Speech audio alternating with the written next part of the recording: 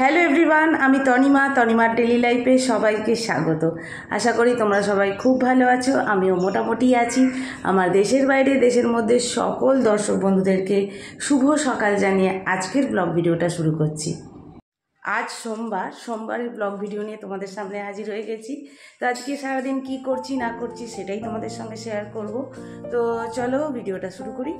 সোমবার আজকে, তো ছেলে যাবে স্কুল, ওকেই আগে ছাড়তে হবে। ওই তো আগে বেরিয়ে যাবে।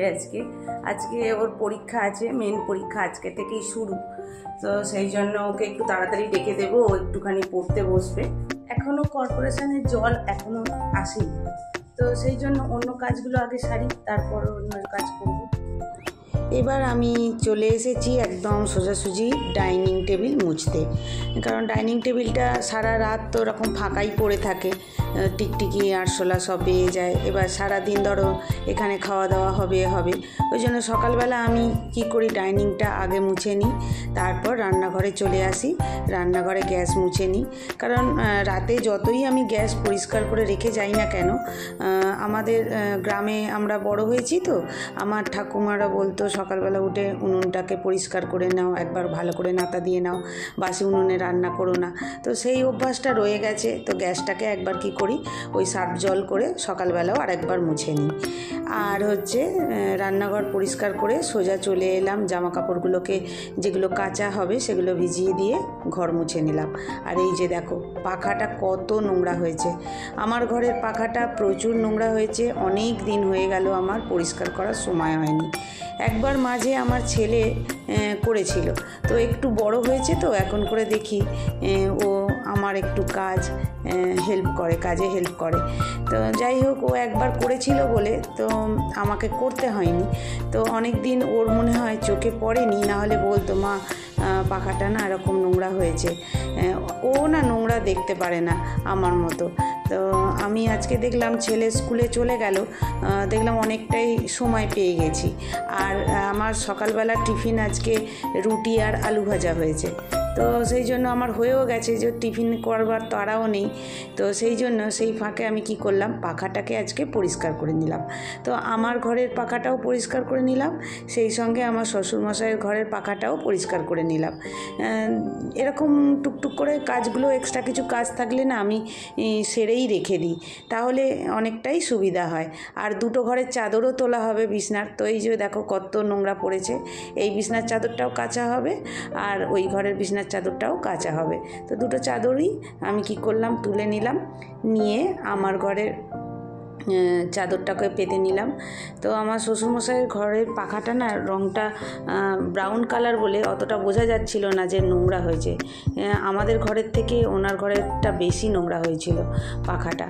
যাই হোক, আমি পাখা পরিষ্কার করে নিয়ে আমি কি করলাম, বিছনাপত্র পেতে নিয়ে আর এই যে ছাদে এসেছি, দেখছি টিপ টিপ করে বৃষ্টি হয়েই যাচ্ছে, আর ওই জন্য ঘরেই মেলে দিলাম।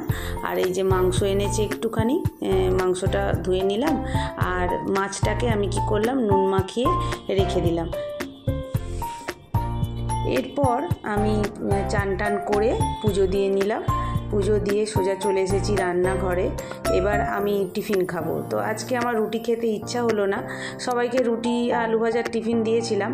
আর আমি কি করলাম, সব রকম আলু ভাজা, শসা, টমেটো, পেঁয়াজ, চানাচুর দিয়ে একটুখানি আর সর্ষের তেল দিয়ে একটু মুড়ি মাখা করেছি, আর চা। এই হচ্ছে ব্রেকফাস্ট আর কি আজকে করেছি। তো আমার হাজব্যান্ড বলল আজকে বৃষ্টি হচ্ছে সকাল থেকেই, সেই জন্য বলল যে কিনা ডিম ভাজা আর খিচুড়ি বানাও, আর মাছটা তুলে রেখে দাও। তো সেই জন্য মাছটাকে তুলে রেখে দিলাম, আর খিচুড়ি আর ডিম ভাজা করব সেই সিদ্ধান্তই নিলাম। তো এদিকে টিফিন খেয়ে ঝটপট করে ডিমগুলোকে ভেজে নিচ্ছি আগে, তারপর আর কি আজকে একটু চিকেন স্টুও বানাবো। তো আমার ছেলে তো একটুখানি চিকেন হলে ওর খুব ভালো হয়। তো বৃষ্টিতে ভিজে ভিজেই স্কুলে গেল, আর কি আর করবে। আর এদিকে দেখো ডিম ভাজাগুলো আমার হয়ে গেল। আর এদিকে আমি মশলাটা ভালো করে কষিয়ে নিচ্ছি, মানে একটু টমেটো, পেঁয়াজ আর আদা বাটা দিয়ে ভালো করে মশলাটা কষিয়ে নিয়ে খিচুড়িটা রেডি করে ফেলেছি। আর যেই না খিচুড়ি রেডি হয়ে গেছে। দেখো আকাশ একদম পরিষ্কার হয়ে গেল, রোদ উঠে গেল, আর একদম চকচক করছে, চারিদিক পরিষ্কার হয়ে গেল। তো আজকে না আমি এইভাবেই বৃষ্টিটাকে থামালাম। তো আজকের মতো তো বৃষ্টিটা থামলো, জানি না আবার কালকে কি হবে। যেই আমি খিচুড়ি করি সেই হচ্ছে বৃষ্টি হয়ে যায়, মানে বন্ধ হয়ে যায়। তো দেখো এই দেখো আমার মিনিও বসে আছে। ওই জন্য আমি বললাম যে বৃষ্টি বন্ধ হচ্ছে না, তাহলে আজকে খিচুড়ি করি। তো আমার হাজব্যান্ডও বললো হ্যাঁ করো। তো দেখো রোদ উঠে গেল, খিচুড়ি খেতে বসলাম আর দেখি রোদ।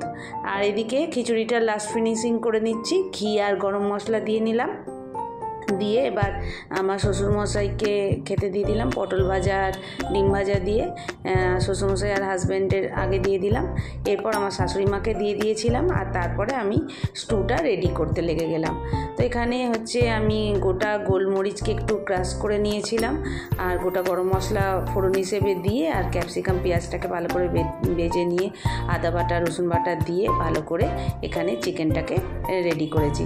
তো চিকেন স্টুটা বিকেলের জন্য হবে, তো রুটি দিয়ে এটা হয়ে যাবে। তো অনেক দিদিভাইরাই আমার কমেন্ট পড়েন, আর আমার কমেন্টগুলো পড়ে আপনাদের যে ভালো লাগে সেগুলো যে বলেন, আমার কিন্তু শুনতে খুব ভালো লাগে। তো তারপর আমি কি করব, একটুখানি এক্সট্রা খিচুড়ি আমি ওটাকে তুলে রেখে দিলাম, আর বাসনপত্রগুলোকেও মেজে নিলাম। আর তারপরেই কি করব, আমি রান্নাঘরটাকেও পরিষ্কার করে নিলাম। এরপর আমি খেতে বসবো। খেয়ে দিয়ে নিয়ে এই যে আমার প্লেটটা সাজিয়ে নিয়েছি, এক পিস আমও নিয়েছি, আর খেতে বসে গেছি। খেয়ে দিয়ে এবার চলে যাব ছেলেকে আনতে। ছেলের পরীক্ষা কেমন হলো ওটাও একটা টেনশন হচ্ছে, বাচ্চা মানুষ তো কীরকম কী করছে কি জানি। যাই হোক আমি এবার যাব ছেলেকে আনতে। তো আর কি, এইটুকুই আজকের ভিডিওটা আমি এখানেই শেষ করছি। আমার নতুন বন্ধুদের বলছি, যদি আমার ভিডিও দেখে থাকো তাহলে যদি ভালো লেগে থাকে প্লিজ আমার চ্যানেলটা তোমরা সাবস্ক্রাইব করো, আর অনেক অনেক লাইক শেয়ার দিও। আর পুরনো বন্ধুরা তো অবশ্যই আমার সঙ্গে থাকবে, তাই না? তো আসছি তাহলে আরেকটা নতুন ভিডিওর সঙ্গে। ততক্ষণের জন্য টাটা।